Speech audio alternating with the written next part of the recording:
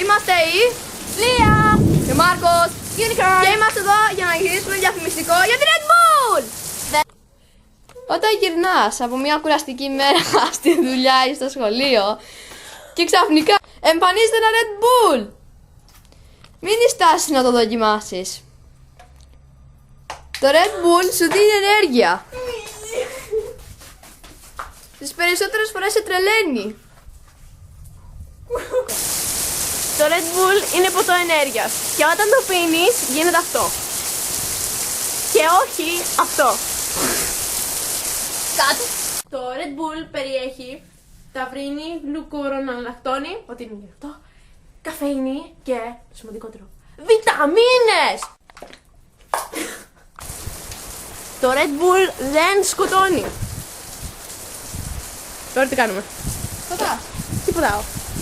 I'm the cat with the bass and drum going around like bum bum bum.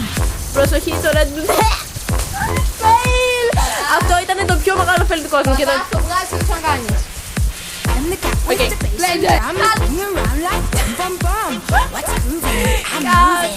I like your style of lumping. How charming Ακόμα you're so τραβάς. rude and my Όχι!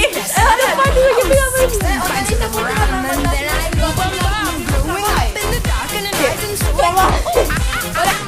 I brought a party. Όταν γυρνάς πίσω από μια κουραστική μέρα όπως σχολείο και δεν έχεις ενέργεια, ξαφνικά εμφανίζεται μπροστά σου ένα Red Bull.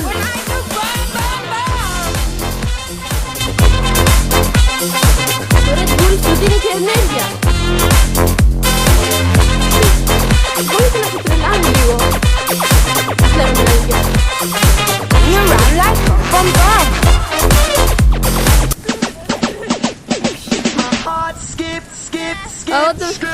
τώρα για διαδόνι μου.